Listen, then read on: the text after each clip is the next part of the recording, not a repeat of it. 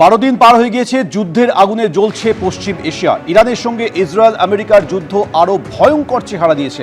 তেহরানে ফের হামলা চালিয়েছে ইসরায়েল এবং আমেরিকা। কমপক্ষে 40 জনের মৃত্যু হয়েছে।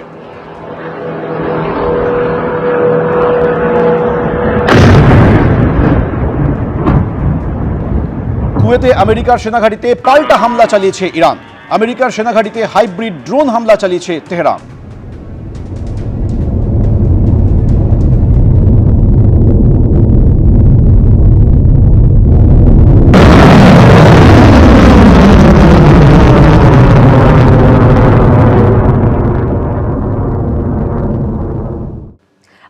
ফেব্রুয়ারি প্রকাশিত ভোটার তালিকায় বিবেচনাধীন হিসাবে নাম ছিল 60,06,675 জনের। সোমবার পর্যন্ত 10 লক্ষের আবেদনের নিষ্পত্তি হয়েছে।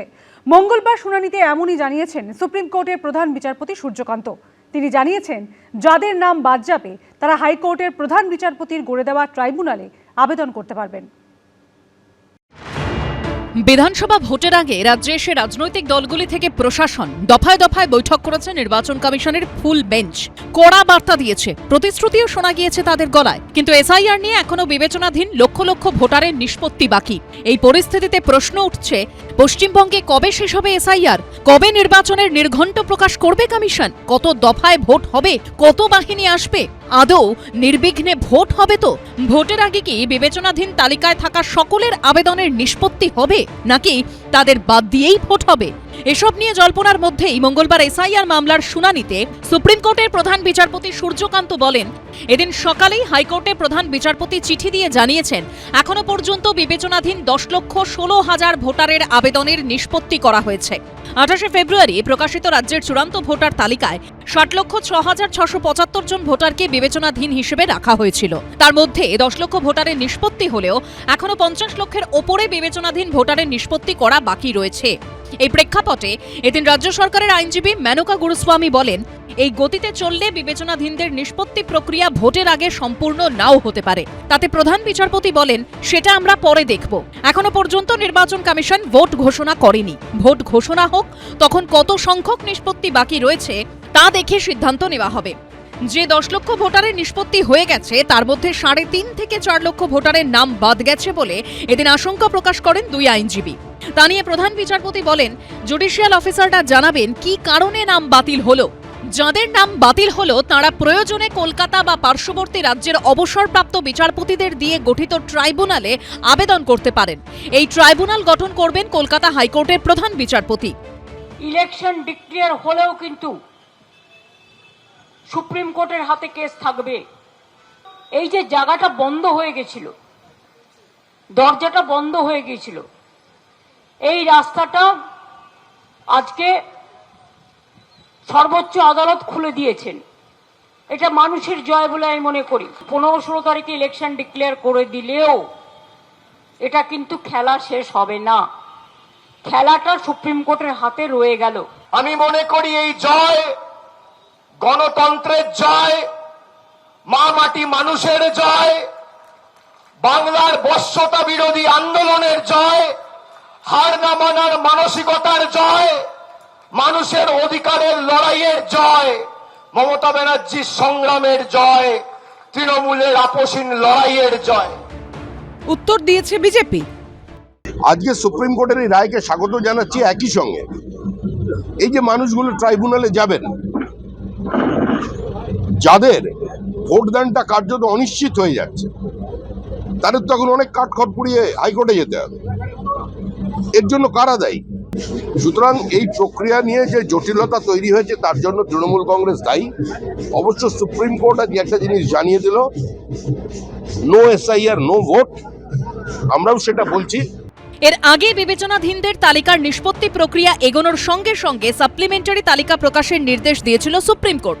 এদিন তা নিয়ে আদালতে প্রশ্ন তোলেন তৃণমূলের আইনজীবী কল্যাণ বন্দ্যোপাধ্যায়। উত্তরে প্রধান বিচারপতি বলেন, সাপ্লিমেন্টারি তালিকা প্রকাশ নিয়ে কলকাতা হাইকোর্টের প্রধান বিচারপতি নির্বাচন কমিশনকে প্রয়োজনীয় নির্দেশ দেবেন। বিজেন্দ্র সিংহ, সৌভিক মজুমদার ও হিন্দলদের রিপোর্ট, এবিপি আনন্দ। মঙ্গলবার সদ্য প্রাক্তন রাজ্যপাল সিভি আনন্দ বোসের সঙ্গে সাক্ষাৎ করলেন মুখ্যমন্ত্রী। রাজ্যপালের পদত্যাগ নিয়ে রাজনীতিকরণেরও অভিযোগ তোলেন তিনি। আর জানিয়ে পাল্টা জবাব দিয়েছে বিজেপি। আর এদিকে আজই কলকাতায় আসছেন RN রবি। সন্ধ্যে 6:30 নাগাদ কলকাতা বিমানবন্দরে নামবে তার বিমান। তার প্রতি যে অবিচার হয়েছে, অন্যায়, আমি এটা এখনো মনে করি রাজনৈতিক উদ্দেশ্য প্রণোদিত। বিধানসভা ভোটের ঠিক আগে পশ্চিমবঙ্গে রাজ্যপাল বদল ঘিরে তোলপাড় পড়ে গেছে। রাজ্যপাল থাকাকালীন যে সিভি আনন্দ বোসের সঙ্গে বিভিন্ন ইস্যুতে তৃণমূল ও রাজ্য সরকারের সংঘাত লেগেই থাকতো, মঙ্গলবার তাঁর সঙ্গে দেখা করলেন মমতা বন্দ্যোপাধ্যায়। অভিযোগ করলেন সিভি আনন্দ বোস রাজনীতির শিকার। তার প্রতি যে অবিচার হয়েছে, অন্যায়, 5 ইয়ার্স টার্ম থাকা সত্ত্বেও 1.5 বছর আগে, ইলেকশনের আগে যেভাবে সরিয়ে দেওয়া হয়েছে, আমি এটা এখনো মনে করি রাজনৈতিক উদ্দেশ্য প্রণোদিত। যে প্রাক্তন রাজ্যপালকে তিনি এতদিন তুচ্ছ-তাচ্ছিল্য করেছেন, এখন হঠাৎ তার প্রতি ভালোবাসা উথলে পড়ছে। আমি শুধু এইটুকুই বলবো যে কেউ কারোর সাথে সাক্ষাৎ করতেই পারে, সেটা তার নিজস্ব ব্যাপার। তাতে রাজ্যে তৃণমূল কংগ্রেসের সরকারের যে পতন, সেই পতনকে আটকাতে সক্ষম হবে না বর্তমান মুখ্যমন্ত্রী, তিনিও প্রাক্তন হতে চলেছেন। রাজ্যপাল পদ থেকে ইস্তফার পর রবিবার কলকাতায় আসেন সিভি আনন্দ বোস। সূত্রের খবর, সেই থেকে আলিপুরে রাজ্য সরকারের অতিথিশালায় আছেন তিনি। মঙ্গলবার সেখানেই রাজ্যপালের সঙ্গে দেখা করলেন মুখ্যমন্ত্রী। সূত্রের খবর, সিভি আনন্দ বোসের সঙ্গে তিনি 20-25 মিনিট বৈঠক করেন। উনি হোটেলে থাকতে চেয়েছিলেন, তখন আমি বললাম যে আপনি হোটেলে কেন থাকবেন, এখনো তো নতুন রাজ্যপাল শপথ নেননি, উনি এখনো রাজ্যপালে আছেন, সুতরাং আমাদের অতিথি হিসেবে আপনি প্লিজ থাকুন এখানে। অন্যদিকে মমতা বন্দ্যোপাধ্যায়েরই পুরনো বক্তব্য মনে করিয়ে এই বৈঠক নিয়ে কটাক্ষ ছুড়ে দিয়েছে বিরোধীরা। বাবারে, আমাকে এখন রাজভবনে ডাকলে আমি আর যাব না, রাজভবনে আমি আর যাচ্ছি না ভাই। আমাকে রাস্তায় ডাকলে যাব, রাজ্যপালের কথা বলতে হলে আমাকে রাস্তায় ডাকবেন, আমি রাস্তায় গিয়ে দেখা করে আসব। কিন্তু যা কীর্তি কেলেঙ্কারি শুনছি, আপনার পাশে বসাটাও পাপ। সিভি আনন্দ বোস যখন রাজভবনে আসেন প্রথমে, তখন মাননীয় মুখ্যমন্ত্রী তার হাতে খড়ি দিয়েছিলেন। যাওয়ার বেলায় আমরা উল্টোটা দেখলাম, সিভি আনন্দ বোস মাননীয়ার মনে খড়ি দিয়ে গেলেন। ভালো লাগলো। এই সৌজন্যটাই তো যতদিন তিনি ছিলেন সেই সময়টা থাকলে ভালো লাগতো। রাজভবনে যেতে তিনি ভয় পান এমন কথা বলেছিলেন, তার বিরুদ্ধে কলকাতা পুলিশকে দিয়ে মামলা করিয়েছিলেন। এখন কি সৌজন্য! তবে এই বিতর্ক নিয়ে মুখ খুলতে চাননি সিভি আনন্দ বোস।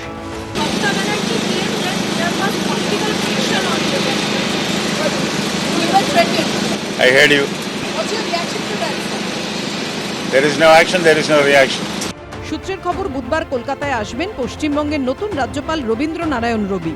সন্ধ্যে 6:30 নাগাদ কলকাতা বিমানবন্দরে নামবে তাঁর বিমান। বৃহস্পতিবার শপথ গ্রহণ করবেন তিনি। সত্যজিৎ বৈদ্য, রুমা পাল, এবিপি আনন্দ। এবিপি আনন্দ, এগিয়ে থাকে, এগিয়ে রাখে।